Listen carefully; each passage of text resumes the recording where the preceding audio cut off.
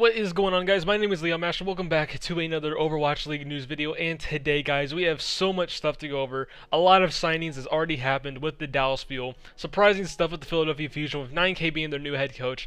And also, we're going to talk about Shaz's retirement. And also, we're going to talk about some stuff that we kind of already known about, but I'm still going to talk about all the releases that has happened at the end of the video. So nothing really new at the end, but everything new at the beginning. So let's go ahead and jump right into it at the start. Obviously, the biggest news so far, the Dallas Fuel picking up 3 core pieces from Paris Eternal, or you can say Element Mystic now with Dallas Fuel. They picked up Rush, Hanbin, and Sparkle, all for the Dallas Fuel. Rush being the head coach, Hanbin, obviously the off-tank and Sparkle flex DPS. Absolutely massive pickups, doing a whole Element Mystic core for this season for the Dallas Fuel. You obviously have Rush as the head coach now. Gonna be insanely good to see what happens there at the Dallas Fuel. Also Young as well. Probably Young put a really good word in for Rush. Now they have that core Element Mystic coaching staff, maybe a few more pieces for the season for the Dallas Fuel. And then they also have Doha still working with Sparkle once again, and also Hanbin. We've seen with Sparkle this entire season, he's always been a top player. This entire season, as soon as he turned 18, with Genji meta, with Doom meta, and whatever meta kind of got thrown at Sparkle, and they always kept them in a rotation, which has been absolutely great for Sparkle. And obviously, people have a lot of questions what's going to happen with Doha and Sparkle. I think it's all fine right now in the hands of Rush and Young, and even Hastro at this point. I think whenever it comes to certain metas, Sparkle's going to come in over Doha, and maybe there'll be a meta where we see Doha and Sparkle. We saw that last time in Element Mystic. It was actually Doha on the Sombra and Sparkle on Doomfist. So I think they had a good idea here with Sparkle coming on the Dallas Fuel. And also Sparkle is like a big name, and it kind of follows the Fuel brand, I guess you could say, because, you know, from season 1 they had XC, who was a big name. Season 2 you had those. Season 3, not so much of big names in season 3, but Sparkle's a big name, bringing it to the Dallas Fuel. He's also kind of like a meme, I would say. We've seen all of his clips where he screams into the mic. I think Sparkle's great for the Dallas Fuel. And you also have Hanbin. I feel like no one's really talking about Hanbin, but Hanbin's literally the best off tank, or one of the best off tanks, I should say, not the best, in season 3. And no, Choi was probably the best. The next other ones as well, like Void and Krong. Hanbin is up there as well, one of the best off tanks. Coming to the Dallas Fuel, also again working with Doha, Sparkle, Rush, Young. That Element Mystic core, that's going to be great to see Dallas Fuel actually use. And who knows what they're going to sign after. They obviously kind of confirmed, and Halo kind of confirmed, and even XV himself. XE is not going to come to the Dallas Fuel, so XE is going to stay on Paris Eternal, or maybe traded throughout the season. Crazy pickups from the Fuel so far, possibly more when this video is uploaded. Obviously, I'm recording this the day before when everything actually happened, but when this video is uploaded, we actually may see more pickups for the Fuel, maybe coaching, maybe more signings, because as soon as this video goes up, the free agency signing is free and open to go. We will see a lot more signings.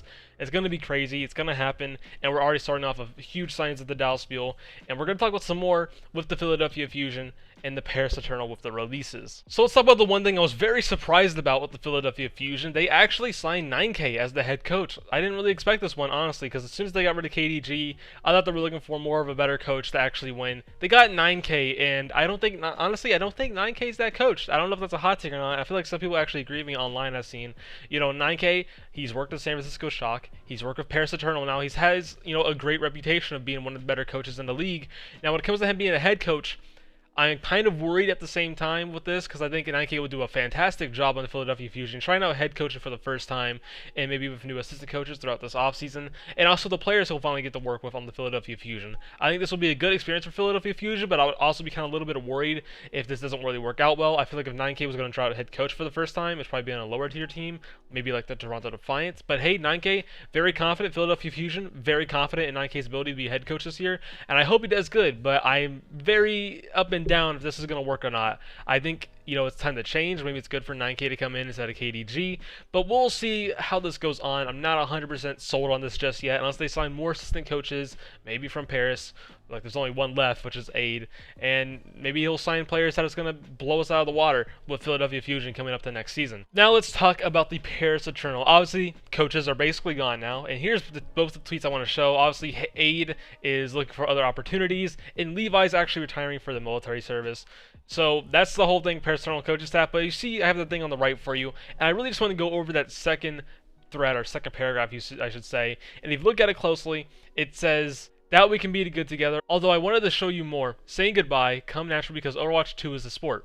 Even if we move on elsewhere, the EU region has so much potential, and he's talking about the Paris Eternal, which is absolutely crazy. After that leak I talked about yesterday, how Paris Eternal and Toronto finally in the rest of Western rosters, or maybe even mixed rosters going back to EU. It's crazy, they went basically kind of like almost full Korean this season of Paris Eternal. Obviously they didn't. They still had FD God, they had Ben Best, they had Soon, Nico, but they were half and half when it came to the Paris Eternal. And now they're going back to kind of season 2 days where they're going full EU roster, but also it looks like they're going to keep XZ on the roster right now. Maybe they'll promote Muse, because it looks like they should be doing that, but honestly, who knows at this point? After all the changes they're doing to Paris Eternal, with Rush and 9K going away, and Sparkle and Hanbin as well, all going for the Paris Eternal, which is absolutely heartbreaking, by the way, for Paris Eternal fans. Obviously, as Fuel fans, people are loving this right now. They're having great coaches coming to the Fuel. We have Young and Rush. Star players from Paris Eternal, which was Sparkle and Hanbin, going to the Fuel as well. Definitely hard to see that, probably as a Paris fan. And even Fielder is released as well, and hopefully Fielder finds a home to play for, and I hope he does, because he's absolutely crazy. It sucks to see this Paris. It looks like they're going back to kind of like their season 2 days. The leaks are becoming true with that like this player owner has been going over, which has been crazy. I had a hard time believing them, but they're becoming true, and we're only 1 day into this. So let's see how much further goes into this next upcoming weeks with the roster changes. Now we're going to get into a little bit of the more smaller stuff coming into this news video. Let's go and jump right into it though. Toronto Defiant has re-signed Logix to their team. This was actually kind of unexpected, I'm not going to lie. I expected Logix to maybe be traded somewhere or just anything else other than Toronto Defiant, but the re-signing him, good move in general, really good move. Logix is probably one of the best spots on Toronto Defiant. Who knows if they're going to build around Logix? They still have coaching staff to change. If they don't change that, Toronto fans, I'm very sorry. You're not going to have a good season. But I think out of all the things Toronto Defiant needs to do right now is definitely change coaching staff. But we'll see what happens with Logix in the future. Nothing much to really talk about here. They just re-signed Logix. Good move. I definitely think there's upgrades over Logix actually they could find. But let's go ahead and talk about the next thing, which was very expected actually. It is Shaz retiring, and he tweets this out. So I thought about it, and after not launching Overwatch since the season ended for me, I want to keep it that way. Peace. This was expected, but it still hurts to see it. Big Goose retired, Shaz retired. A lot of Team Giganti players are now retiring. I saw only the couple pieces from Giganti are staying that are still playing are like Cloudy, and you have Linkser. It sucks to see that. Obviously, you want to talk about the newer ones. You have like RCK and Davin kind of like still somewhat playing the game. Not Davin anymore, but you have RCK. But yeah, it sucks to see Shaz retire, but it was expected after, his first tweet when, they both got released. But hey, hopefully he has a good future. Maybe he'll stream. Who knows what he'll do, but good to him, and at least he's happy that he doesn't have to play Overwatch anymore, it looks like. Now on to some smaller stuff, but if it's new stuff to you, that's fantastic. Let's go and talk about the Paris Eternal real quick. Once again, 3 releases coming from them: No Smite, Smex, and Fielder. Very surprising with the last one. No Smite was expected. If they are going to promote Muse, they had to release one of their tanks, Ben Best, or No Smite. It looks like No Smite is out now. I think No Smite could potentially find the team, but if that team he does go to, most likely going to be a sub or rotation like it was for the Paris Eternal, or contenders. I love to see him go back into contenders and move his way back up and become that insanely good main tank he was back on X6. Specs, honestly, I feel bad for the guy. Specs had potential to play this year, but as soon as he was going to play those first 2 games, he had heart surgery, then he got COVID, and he couldn't play the entire season. I feel really bad for Smex. He was supposed to really play those first 2 games before Hanbin, got of age. It sucks to see it go. I feel really, really bad for the guy, but who knows what we'll go after. Maybe he'll retire, maybe not. Maybe he'll go back in contenders. It sucks to see. It really does. I feel for the guy. Then you have Fielder, also being released. Hopefully he finds the team quick, because he is a top off sport we saw in this league. He performed way better than I expected, honestly, this season for the Paris Eternal. It sucks that they're getting rid of him. Maybe there was stuff behind the scenes we didn't know about, but how he performed at 200 ping plus even, he deserves to be in Overwatch League, and hopefully he finds that right team for him, because there's a lot of teams that would love to have Fielder right now on their roster. Now with the other stuff also kind of being announced, Alliance Terrain releasing Fire, Fry, Dogman, Urster, Pokpo, and Sauce. We already knew about these, but they're just being released now, not being signed back. Sucks to see. I've already talked about majority of these players. Fire, probably going to the Toronto Defiant or the Vancouver Titans. I would love to see him go on Vancouver. You have Fried. We didn't really see him play this season, so it's hard to say what team he could go to. Maybe the LA Valiant. Dogman, going to be hard to see what team he goes to as well. There's maybe Houston Outlaws. I don't know. It's going to be hard to see him go to a team. But in general, he has plans in the future is what it looks like. So I think Dogman is completely fine. Urster, I think Urster will maybe find a team. It depends on what team he goes to, because we know he's insane back from Season 2. Season 3, not so much, but maybe if he finds that team and that right coaching staff, maybe he can go to NYXL or something. He will be built up like he was back in Season 2 and be absolutely crazy of a flex DPS player he is. And I hope we see that, but I hope we don't see another rerun from the Atlanta Reign Season 3 for Urster, because we know how good he is. We really do. but hopefully he goes to that right team. Pogba, I think Pogba will probably find a team as well.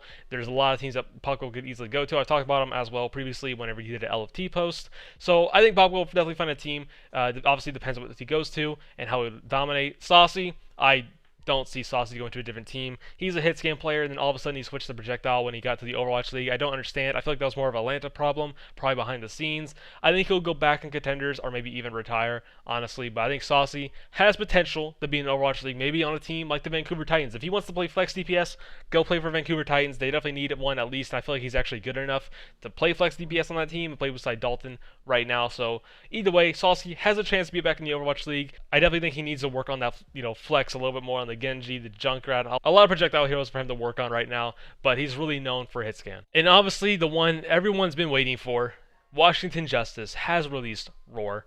As expected, it feels like. But I definitely didn't expect him to be fully released as a player. I'm going to be honest. I thought he was going to stay as a coach possibly and, coach the Justice. We've heard good things from players and staff from the Washington Justice that he was actually as good as a coach back in playoffs and everything. He was really good at that.